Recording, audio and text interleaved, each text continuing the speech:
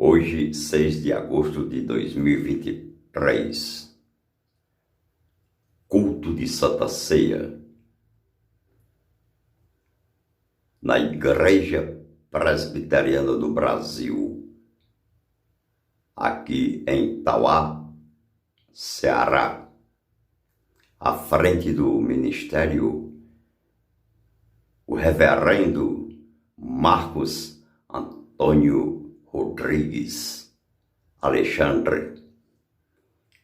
Gravação e edição de Ulisses Angelim, de Fortaleza, Ceará. Queridos, por favor, vamos abrir a palavra de Deus em Romanos, capítulo 14. Abra sua Bíblia em Romanos, capítulo 14. Hoje vamos concluir esse capítulo, que é uma segunda parte do que nós vimos na semana passada, na temática sobre como deve ser o nosso relacionamento com os fracos. Como deve ser o nosso relacionamento com os fracos. Mesmo assentado como você está, eu vou convidá-lo a ler de maneira alternada, a partir do versículo 13 até o versículo 23, final do capítulo, que fala sobre liberdade e amor, ou liberdade e caridade.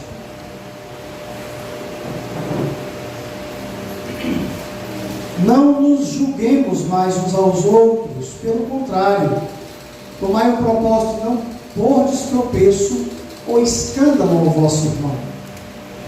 Sei que tu és marido do Senhor, e nada possuir, não coloques a si mesmo em culpa, salva ele, assim a considera, a esse é cura. Se por causa de comida o teu irmão se entristece, já não andas segundo o amor fraternal. Por causa da tua comida, não faças perecer aquele a favor de quem Cristo morreu. Não seja depois,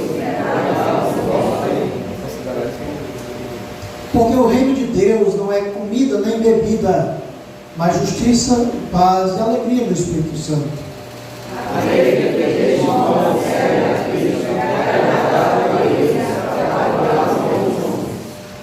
Assim, pois, seguimos as coisas da paz e também as da edificação de uns para com os outros. não destrua a palavra de Deus, para caminho, a todas as coisas agradadas são limpas, mas é mal para o homem que pensa santo. É bom não comer carne, nem beber vinho, nem fazer qualquer outra coisa com que teu irmão venha a tropeçar, ou se ofender, ou se enfraquecer.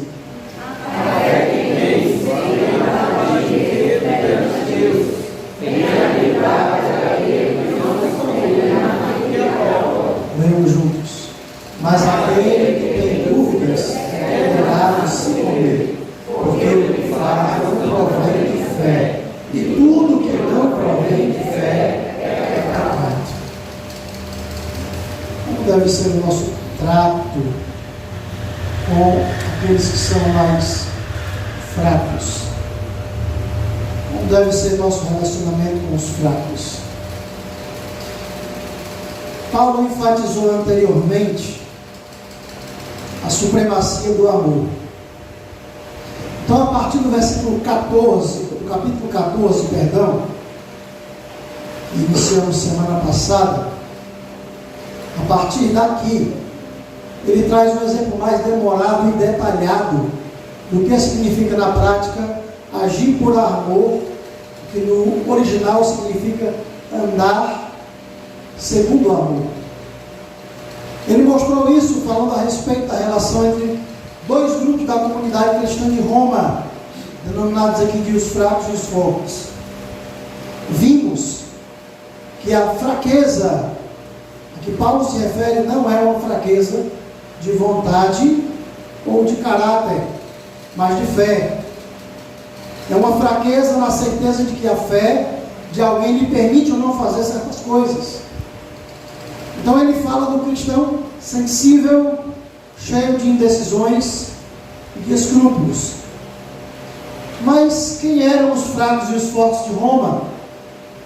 Possivelmente dois grupos de pessoas, como vimos: judeus convertidos ao cristianismo, que ainda observavam ritos cerimoniais e festas do calendário judaico, e gentios piedosos que acompanhavam a dinâmica das sinagogas judaicas.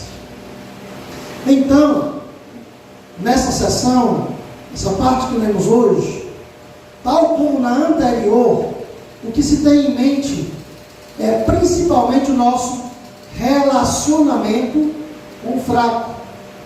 A grande ênfase em todo esse bloco consiste na responsabilidade cristã do forte para com o fraco. Só que Paulo intensifica o discurso aqui. Se antes a argumentação era não desprezar ou condená-los, a partir do versículo 13, a argumentação é mais intensificada. Paulo vai falar em não levá-los a tropeçar, nem destruí-los. Em vez de julgar uns aos outros, Paulo escreve: façamos o propósito de não colocar pedra de tropeço ou obstáculo no caminho do irmão. Que está no início do verso 13, na segunda parte do verso 13. No termo original, no grego, aqui há um jogo de palavras que contém um duplo uso do verbo krinein, o verbo julgar. O que devemos fazer em termos de juízo ou decisão é evitar colocar empecilhos ou escândalo no caminho de nosso irmão, levando-o assim a tropeçar e cair. Paulo vai falar em destruição, mas isso mais à frente nós vamos tratar. Mas por que todo esse cuidado? Qual deve ser nossa motivação para agir dessa forma? Anteriormente, na primeira parte do capítulo 14, Paulo apresentou 4 razões para esse cuidado.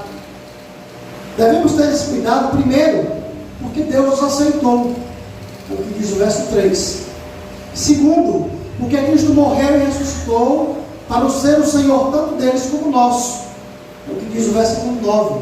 Terceiro, porque eles são nossos irmãos e irmãs, e portanto nós somos membros da mesma família, é o que diz o versículo 10, parte A. E quarto, porque todos nós compareceremos diante do tribunal de Deus, é o que diz o verso 10, parte B. Agora, ele vai apresentar 2 fundamentos teológicos para essa exortação, além dos 4 desenvolvidos anteriormente. O primeiro fundamento teológico está nos versos 14 a 16, aceite-o seu irmão fraco, porque ele é seu irmão, porque Cristo morreu por ele. Acompanhe comigo o verso 14 ao 16, somente acompanhe a leitura. Diz assim: eu sei e estou persuadido no Senhor Jesus de que nenhuma coisa é de si mesmo impura, salvo para aquele que assim a considera, para esse é impura. Se por causa da comida teu irmão se entristece, já não andas segundo o amor fraternal. Por causa da tua comida, não faças perecer aquele a favor de quem Cristo morreu. Não seja, pois, vituperado o vosso bem. Não seja, pois, vituperado o vosso bem. Queridos, antes de desenvolver o argumento segundo o qual ninguém deve prejudicar irmão ou irmão mais fraco, Paulo explica em termos bem pessoais o dilema enfrentado pelos fortes. Esse dilema ele é causado por 2 verdades que se conflituam mutuamente. Primeiro, Paulo vai dizer: alguém que está no Senhor Jesus tem plena convicção de que nem o alimento é por si mesmo impuro. Parte A do versículo 14. Todos os cristãos fortes, que têm um bom entendimento da doutrina da criação, sabem disso. Você lembra o que foi que Deus disse quando criou todas as coisas? Ao final de toda a criação, Deus disse que tudo era bom. Tudo era bom. Então, o cristão que é forte, na concepção de Paulo, é um cristão que tem um bom entendimento da doutrina da criação. Nada para ele é impuro, tudo é bom. Tudo é criação de Deus. Quando Paulo se refere ao Senhor Jesus aqui, ele está afirmando que ele vive em união íntima e pessoal com Cristo, como seu discípulo e especialmente como seu apóstolo. Qualquer que seja a forma como ele chegou a essa convicção, o fato é que ela se resume na certeza de que nenhum alimento é em si mesmo impuro. Contudo, a segunda parte do dilema consiste em alguém que é criterioso com alguns alimentos e assim o considera, porque a sua consciência vê de forma diferente. Para ele é impura, o que diz o verso 14, parte B. Por isso é melhor ele não comer. É evidente que o versículo 14 é uma alusão a questões cerimoniais ou culturais. Paulo não está falando de questões morais aqui. O paradoxo com que deparam-se os fortes é, pois, que certos alimentos são ao mesmo tempo puros e impuros. Por um lado, os fortes estão convictos de que todos os alimentos são puros.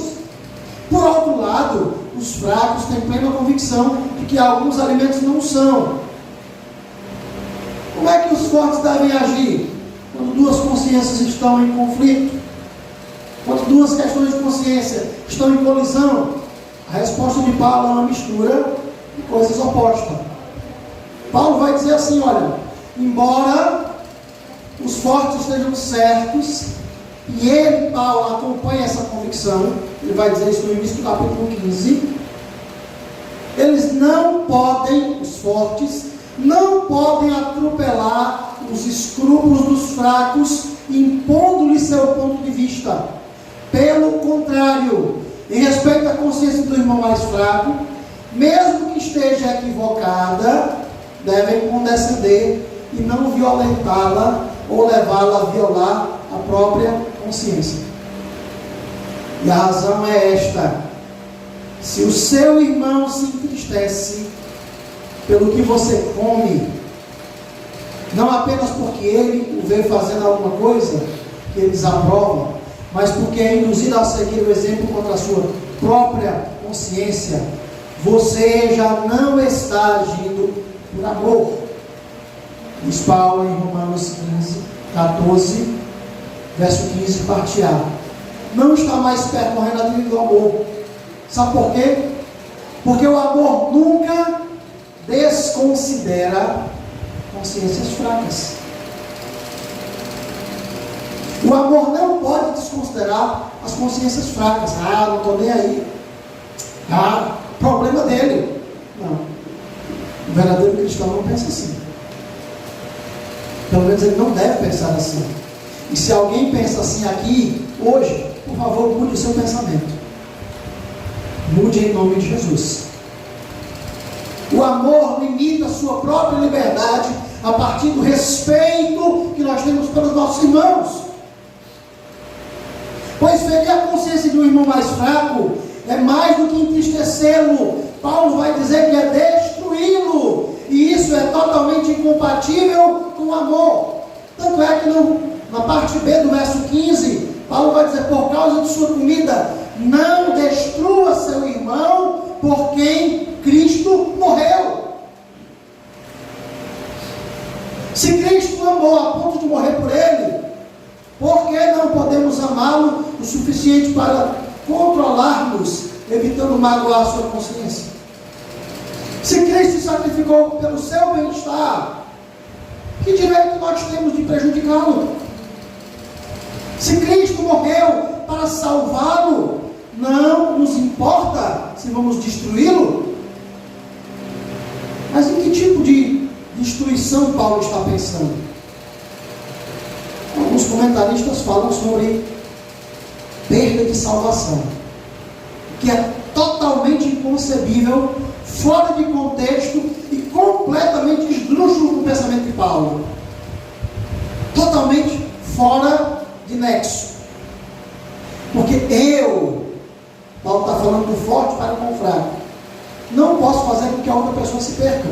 Isso é inconcebível, isso é antibíblico, isso é herético, isso é pensar errado ou compreender errado ou querer entender errado a palavra de Deus.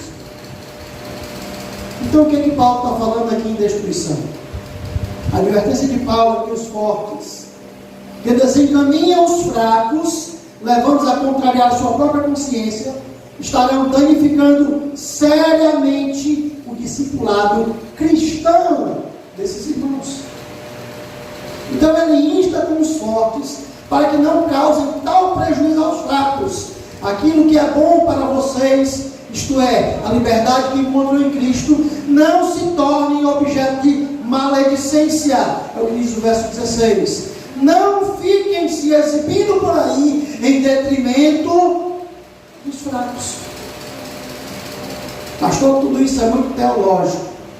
O senhor pode fazer um desenho para mim entender melhor? Posso e vou fazer. Tomar uma taça de vinho em casa é pecado? A Bíblia proíbe fazer isso? Não, não é pecado. Se fosse pecado, então Paulo, o apóstolo, tinha corrido em pecado. Porque ele manda Timóteo colocar vinho na água, até para usar como remédio. Se fosse pecado, então não podia nem ser usado como remédio. Tomar uma taça de vinho e postar numa rede social é pecado? Opa, estamos divididos aqui. Sim, é pecado. Sim, é pecado. Tomar uma taça de vinho, postar numa rede social e se exibir numa rede social é pecado, porque tem pessoas fracas que vão olhar isso aí e vão ficar escandalizadas, e você está quebrando o mandamento do amor. Pastor, não sabia, está sabendo agora. Pastor, eu já fiz isso. Você já pediu perdão e Deus lhe perdoou. E se não pediu, então você peça hoje. E não faça mais. Entendeu o desenho? Deixa eu fazer outro desenho para você. Tomar vinho entre os de casa é pecado? De repente eu estou aqui, na minha casa, vem um irmão da igreja, que eu sei que não é fraco, na sua convicção de fé, que é escrupuloso, e eu tomo uma taça de vinho no almoço. Eu estou pecando? Não. Mas se eu estou diante de pessoas que não comungam da minha mesma fé, eu estou ali, tomando um vinho diante delas, e elas estão olhando e dizendo assim: é porque é crente, é pecado. Entendeu o desenho? Entendeu o desenho? Embora Paulo esteja falando dos crentes fortes para com os crentes fracos, ambos os casos aqui citados constituem-se pecado. O pecado não é da minha consciência, o pecado é daquele irmão fraco. Se eu sei que tem um irmão, muitas vezes neófito, que ele não está acostumado com isso, que ele não foi doutrinado sobre isso, que ele não foi ensinado sobre isso, e eu sei que eu posso escandalizá-lo, então eu prefiro tomar esse vinho, mesmo saindo da minha casa. Se eu sei que eu estou diante de pessoas que não comungam da minha mesma fé e vão estranhar que eu esteja tomando uma taça de vinho, então, evidentemente que eu vou renegar essa taça de vinho. Não porque eu esteja pecando em tomá-la, mas porque a pessoa vai olhar e dizer assim: oxe, pastor, mas o senhor está propondo então uma forma de cinismo. Eu não estou propondo cinismo nenhum. Quem está falando aqui é o apóstolo Paulo, ele está dizendo claramente: se você comete alguma prática, e essa prática não tem nada a ver com questões morais, mas muitas vezes com questões religiosas, cerimoniais, e você faz isso, e pode escandalizar alguém, você está pecando. Eu sei que aqui muitos irmãos da igreja, assim como eu, pastor da igreja, tomam uma taça de vinho. Eita, pastor, agora você escandalizou todo mundo. Não, queridos, não é pecado e até recomendável nos cardiologistas. Mas eu chego na sua casa e digo assim, pastor, você sabe que eu gosto de uma taça de vinho. Se eu quero tomar uma taça de vinho, está cheio de gente que não é da igreja, que não sabe. E você já começa dizendo, pastor, você quer tomar um vinho? Eu vou dizer, não, meu irmão, obrigado. Mas por que, pastor?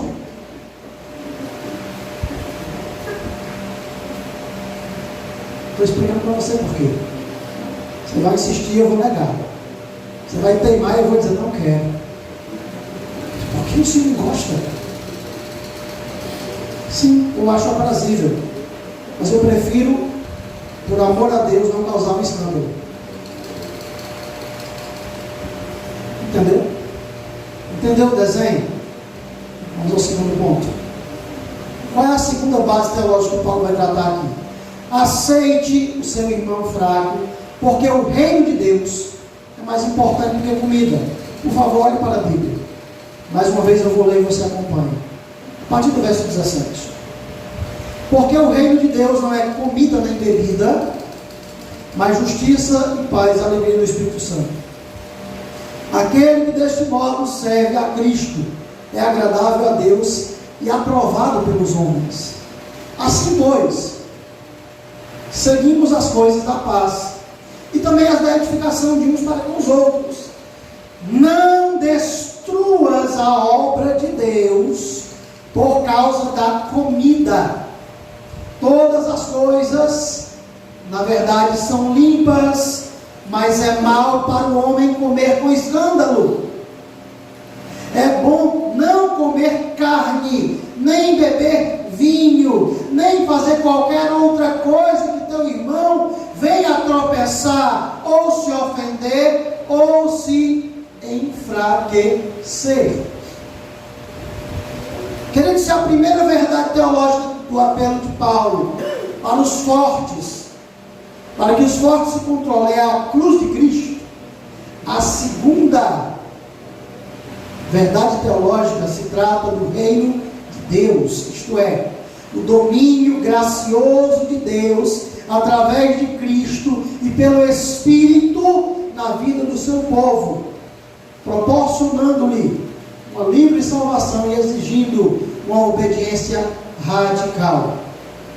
O que Paulo argumenta agora é que sempre que o forte insiste em usar a sua liberdade para comer o que quiser, menosprezando a opinião do fraco, ele está incorrendo em uma falha muito grave de desproporção. Ele está superestimando a importância da comida, coisa que é trivial, e subestimando a importância do reino de Deus, que é central. Pois o reino de Deus não é comida nem bebida, mas justiça, paz e alegria no Espírito Santo, é o que diz Paulo no verso 17. Às vezes se pensa que justiça, paz e alegria, inspiradas pelo Espírito Santo, são condições subjetivas para que se seja justo, pacífico e alegre. Deus está querendo dizer aqui que eu devo ser uma pessoa justa, uma pessoa da paz, uma pessoa alegre. Queridos, o contexto romano não está dizendo isso. O contexto romano está dizendo outra coisa mais importante do que isso. No contexto mais amplo, onde Paulo escreveu Romanos, é mais natural torná-las como estados objetivos. Elas se expressam em justificação através de Cristo, paz com Deus e alegrar-se na esperança da glória de Deus, coisas das quais o próprio Espírito Santo é o penhor das primícias, que Paulo vai dizer em Romanos 8, 23. E a razão para a maior significância do reino é que aquele que assim serve a Cristo, ou quem serve a Cristo dessa maneira, que busca primeiro o reino de Deus, reconhecendo que comida e bebida são questões secundárias. Quem está mais interessado em glorificar a Deus do que se empanturrar e do que causar escândalo, é agradável a Deus e aprovado pelos homens. Dos versos 8. Ou seja, promover o reino de Deus é mais importante que coisas triviais como comida e bebida. Ah, pastor, eu sei que o senhor gosta de uma taça de vinho. É verdade. E não vejo nenhum pecado nisso. E se alguém estiver escandalizado, bem, eu estou dizendo aqui de público, então a gente pode sentar e conversar. Eu vou explicar para você. Mas, se eu sei que isso vai causar um escândalo, então eu estou sujando o nome de Cristo com o meu exemplo. Então, para mim, essa taça de vinho não tem valor nenhum. Se eu sei que eu sou convidado para um aniversário, e aqui eu não sei, muita gente vai discordar de mim, talvez me ache até radical, mas eu não estou preocupado com isso não, tá? Você ora a Deus e pergunta a Deus aí. Se eu sei que eu sou convidado para um aniversário, onde fartamente está sendo servido bebida alcoólica, e eu vou ficar constrangido, eu prefiro mandar o presente e dizer, eu não vou. Entendeu? Estou falando de mim. Pastor, e se o aniversário é do crente que está servindo bebida alcoólica? Aí é mais complicado ainda. Pastor, nunca pensei que isso fosse pecado. Porque os meus amigos gostam. O aniversário é seu dos seus amigos. O aniversário da sua família ou da família dos seus amigos? A festa é promovida por você ou pelos seus amigos? Quem é o dono da festa? É você ou as pessoas que você convidou? Bem, no meu entendimento, o dono da festa sou eu. Uma festa que eu fizer, não vai ter. De jeito nenhum. E por passar por alguns constrangimentos, eu estou repensando meus conceitos, se vou aceitar convite de irmãos que servem bebida alcoólica nas suas festas. Porque enquanto eu estou ali, está o grupo dos crentes, e alguém toma ali uma taça de vinho, uma cerveja, cerveja é pecado, é o mesmo álcool do vinho, é diferente.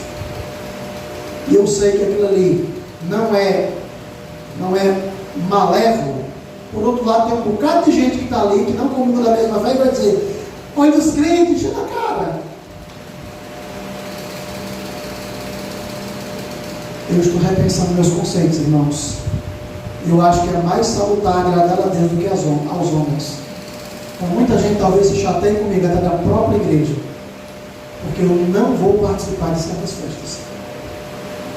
Porque o reino de Deus é mais importante do que uma festa, do que um pedaço de bolo, do que um pedaço de carne, do que um prato de baião com farofa, com paçoca, do que cantar um parabéns.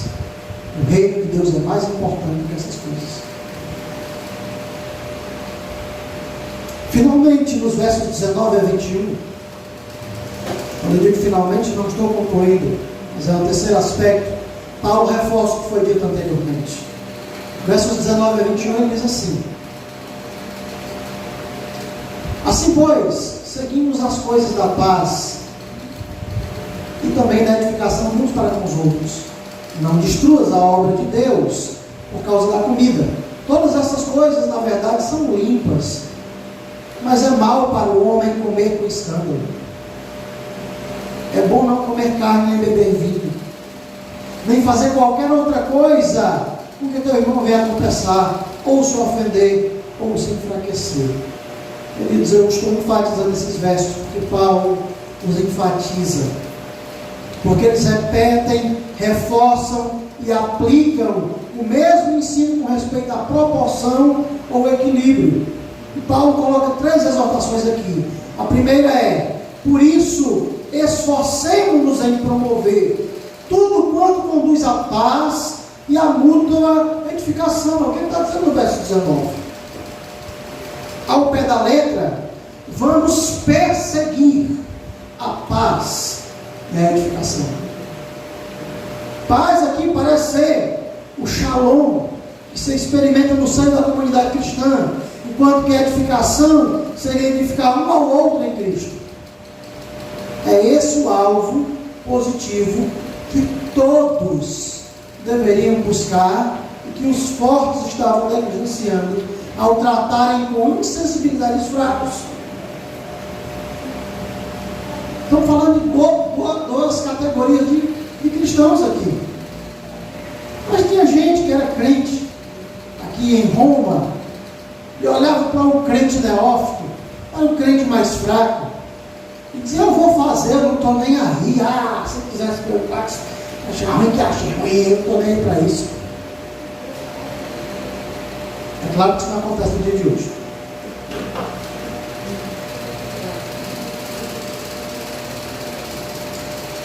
A teoria do importante é ser feliz, mesmo que eu esteja matando o outro, para que eu seja feliz, é uma teoria mundana e não cristã. A teoria de que eu vou fazer tudo o que eu quero, porque eu quero e porque eu gosto, sem importar o que os outros pensam, é uma teoria pagã e não cristã. Então, se algum cristão pensa assim, hoje é o seu dia de mudar de pensamento. A segunda coisa que Paulo vai enfatizar é: não destrua a obra de Deus por causa da comida. Destruir parte de um verbo diferente daquele que Paulo usou lá no versículo 15.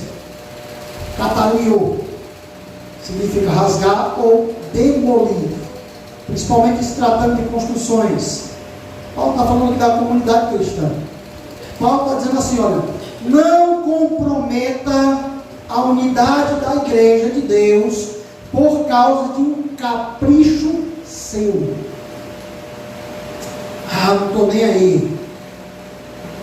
Sinceramente, depois de ouvir essa mensagem, você continuar pensando assim, eu quero dizer para você que você é um incrédulo. Você não é um crente.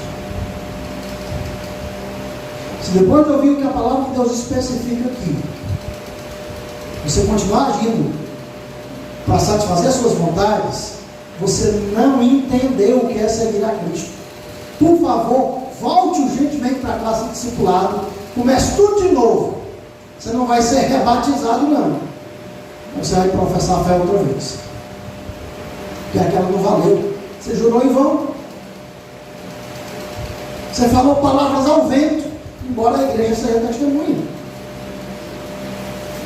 Você está entendendo o que eu estou dizendo para você? Estou sendo claro? Não podemos comprometer a unidade da igreja por causa do que eu acho, do que eu penso, do que eu sinto, do que eu gosto, de caprichos meus. Se eu fizer isso, eu estou pecando contra Deus, e Deus não vai ter por inocente aquele que faz essas coisas. A responsabilidade que nos cabe é procurar edificar a comunhão, não destruí-la.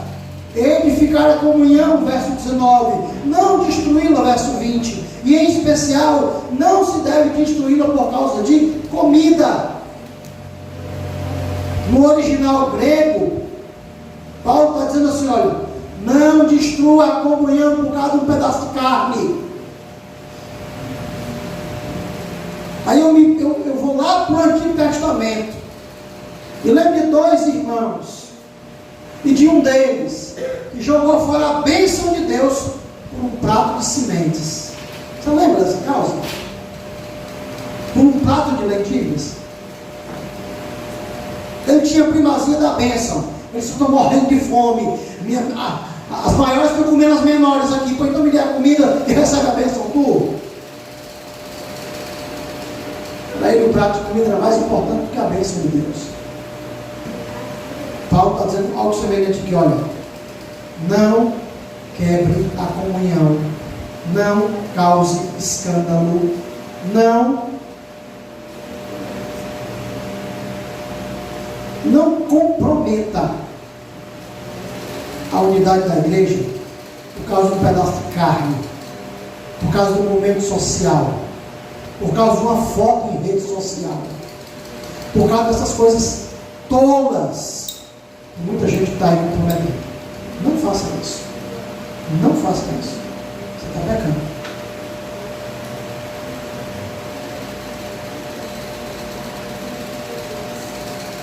Você que é forte, diz Paulo, será que está mesmo disposto a entristecer um irmão devido ao que você come?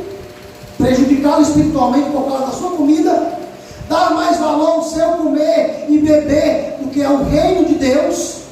E, finalmente, pronto a demolir ou destruir a obra de Deus por causa de comida? Por causa de um capricho? Você é crente mesmo? Bem, se você faz essas coisas, eu tenho as minhas dúvidas. A terceira questão que Paulo trata aqui, a terceira exortação de Paulo, expressa um contraste entre dois tipos de comportamento que ele declara serem respectivamente errado e certo. Kakos e kalos, versos 20 e 21. 20b e 21. Todo alimento é puro, diz o apóstolo. Uma verdade já afirmada no versículo 14 e repetida aqui. Só que agora o adjetivo é kataros, puro, e não koinos, comum. Mas é errado, kakos, comer qualquer coisa que faça os outros tropeçarem. Tem alguma coisa de errado com o alimento? Não, não tem. Tem alguma coisa de errado com a minha atitude? Pode ter. O alimento não é o problema, o problema é a minha atitude. A comida não é o problema. O problema é o jeito que eu estou fazendo, a forma com que eu estou comendo, entre quem eu estou comendo, o que é que eu estou demonstrando. A questão aqui não é um prato de comida ou uma taça de vinho. A questão aqui é a minha comunhão com Deus, a minha comunhão com o próximo e o meu desenvolver no reino de Deus. Sendo assim, Paulo diz, é melhor kalos, não comer carne, nem beber vinho. E aqui se menciona pela primeira vez, nem fazer qualquer outra coisa que leve seu irmão a cair. Preste atenção no que Paulo está dizendo. Olha o que diz o verso 21. É bom não comer carne, nem beber vinho, nem fazer qualquer outra coisa com que teu irmão venha tropeçar. Está vendo como a questão não é só culinária? Quer bebais, quer façais, ou qualquer outra coisa que vocês comais ou bebais, ou façais qualquer outra coisa, fazer isso para onde? Para quem? Para quem? Para a glória de Deus. Você está numa festa de amigos, você não está ali para se distrair e se tornar igual a eles, não. Você está ali para demonstrar a glória de Deus. Você está no seu trabalho, tem uma proposta indecorosa, que não é aquela que quer uma resposta de João. Você tem uma proposta decorosa, você como cristão tem a obrigação de dizer não. Não.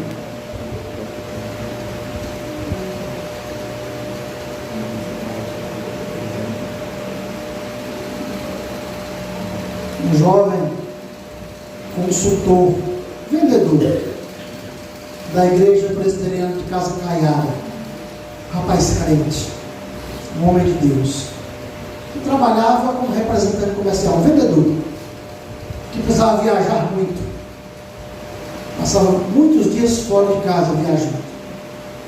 Foi para uma festa de confraternização dos representantes comerciais, onde só estavam eles.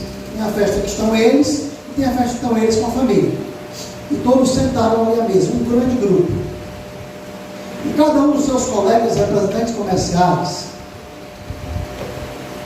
começaram a contar quais eram as mentiras, as desculpas, as lorotas que eles falavam para as esposas ao telefone, dizendo que era trabalho para trair as suas esposas, para ficar fora de casa, não trabalhando, mas fazendo coisas erradas.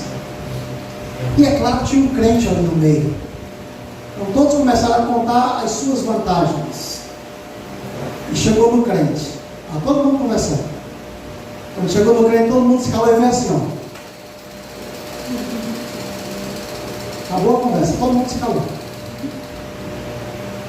E aquele irmão abriu a sua boca e disse poucas palavras. Que se os demais fossem avestruzes, cabeceia para a terra. Interessante. No meio de vocês, eu me sinto errado.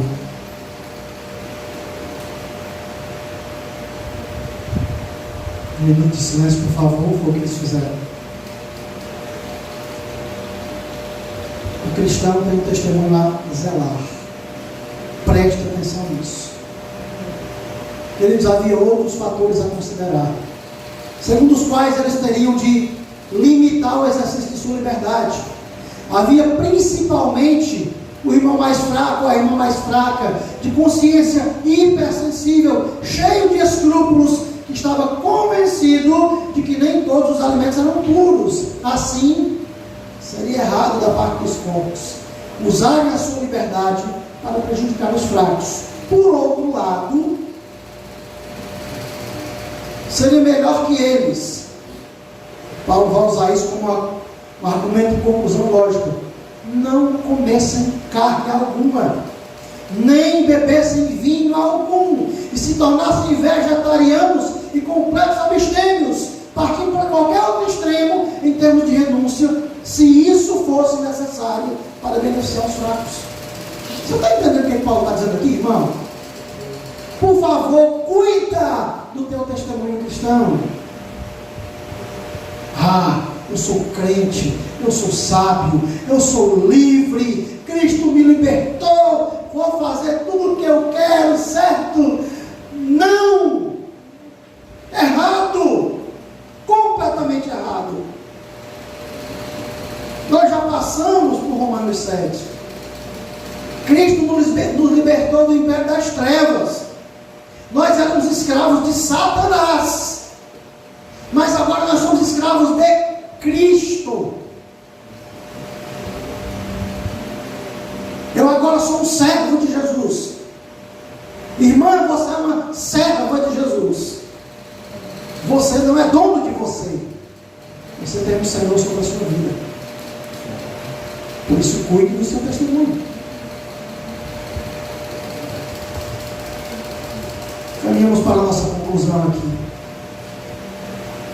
Paulo vai concluir nos versos 22 e 23, esboçando uma distinção entre o crer e o agir, entre a convicção pessoal e a conduta pública. Diz assim Paulo, Romanos 14, 22 e 23: a fé que tens, tenha para ti mesmo perante Deus. Bem-aventurado é aquele que não se condena naquilo que aprova. Mas aquele que tem dúvidas é condenado a se comer, porque o que faz não provém de fé, e tudo que não provém de fé é pecado.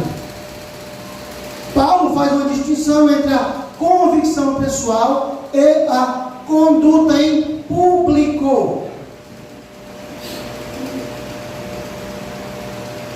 Ele escreve se referindo à primeira esfera, seja qual for o seu modo de crer a respeito dessas coisas, quer você seja forte, creia que pode comer qualquer coisa, ou seja fraco e acho que não pode comer, que isso permaneça entre você e Deus. Entre você e Deus. Não há necessidade alguma de exibir seus pontos de vista ou impor às outras pessoas. Quanto ao procedimento público, ele emite duas opiniões, que são representadas aqui por dois homens. O cristão forte é abençoado porque sua consciência aprova o comer de tudo de maneira que ele é livre para seguir sua consciência, sem qualquer sentimento de culpa. Bem-aventurado é o homem que não se condena aquilo que ele aprova. Mas aquele que tem dúvida, isto é, o cristão fraco que vive atormentado e apreensivo diante dos sinais vacilantes de sua consciência, ele é condenado a se converter.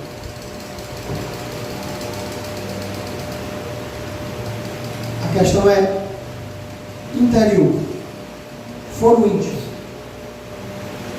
Porque não comer com fé, tudo que não provém de fé, que não tem base na fé, é pecado. Lutero disse assim: agir contra a consciência não é saudável, nem aprovável, ou não é seguro, nem honesto. Embora nossa consciência não seja infalível, a nossa consciência ela é sacrossanta. De forma que ir contra ela é agir não por fé. Se eu sei que se eu, para mim não é pecado, você me vê lá na beira-mar comendo uma acarajé, mas que você não tem uma consciência fraca, para mim eu estou tranquilo. Falamos de acarajé semana passada. Isso é um sermão ou aula culinária, pastor? Envolve as duas coisas.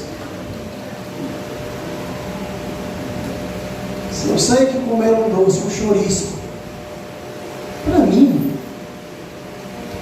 é tranquilo e não tem ninguém que vai se escandalizar com isso, eu posso comer, embora eu já tenha deixado ele de mão. Meu gostado mudou algumas vezes. Não por questão de fé, por questão de questões pessoais.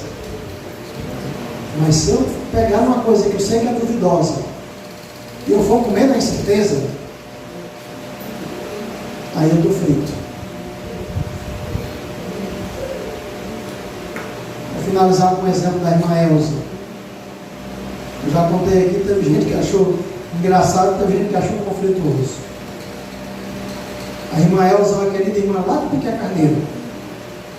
Meu segundo campo de trabalho. Eu passei 5 meses em Tarrafas, 2 anos e meio em Piqué Carneiro, que não basta copiar. Nós falávamos no culto algo sobre isso. Estávamos falando sobre comida, né? Exemplificando na escola dominical. Aí citamos as comidas das festas juninas. E aí sempre tem esse problema, né? Festa junina, aquela comida ali, lá na banca, ali da igreja. Se o crente for lá, vai comer, não sei o que, eu vou falar. Aí a irmã Elza diz: pastor, eu resolvi isso da forma que faço. Como é, Elza, que você resolve? Eu chamo o menininho e digo assim: olha, vai lá e compra um vatapá para mim e um prato, vai lá. E pronto, eu estou tranquilo, nem lá eu pisei. Isso causou uma risada na hora, né? Todo mundo começou a rir pela forma que ela citou. Claro que ela estava brincando. Mas o que ela estava querendo dizer é uma coisa muito simples. Eu não acho essas coisas condenáveis. Eu não acho que seja condenável. Mas se eu tiver diante de alguém que acha, o que eu vou fazer? Tomar cuidado para não escandalizar. Tomar cuidado para não me exceder. Tomar cuidado para não fazer de um capricho meu motivo de escândalo para alguém. Tomar cuidado para não vituperar a Cristo. Tomar cuidado para não envergonhar o reino de Deus. Faça isso em nome de Jesus.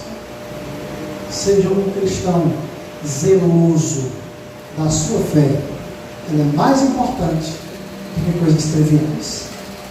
Põe a mãos em pé, por favor.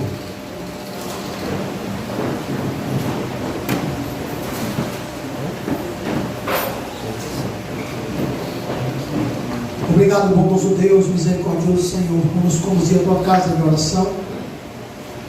E aqui, Senhor, nos dá a alegria de encontrar nossos irmãos e nossos amigos, juntos louvarmos o teu santo e excelso nome. Obrigado, bondoso Deus, pela alegria de cantar louvores, de orar com os nossos irmãos e amigos, e também, Senhor, de ouvir tua palavra, que é alimento para as nossas vidas. Ajuda-nos, ó Deus, a honrar a tua palavra. Ajuda-nos, ó Deus, a honrar o nosso Senhor Jesus Cristo. Que sejamos, ó Deus, cristãos, homens e mulheres, que valorizam o Teu reino e não menosprezam os mais fracos. Ajuda-nos, ó Deus, a ajudar os irmãos mais fracos, ajudar a eles a ter uma consciência mais robustecida pela Tua palavra. Ajuda-nos, ó Deus, a caminhar bem, de maneira que nós não sejamos motivo de tropeço para ninguém, nem para os irmãos da fé, nem para aqueles que são comungantes de outra expressão de fé. Que nós sejamos, ó Deus, responsáveis em tudo que fizermos e em tudo desejosos de glorificar o Teu santo e excelso nome. Que a graça do Senhor e Salvador Jesus Cristo, o amor do bondoso Pai, a comunhão e as ternas consolações do Seu Espírito repousem sobre nós, povo de Deus, hoje e sempre. Amém.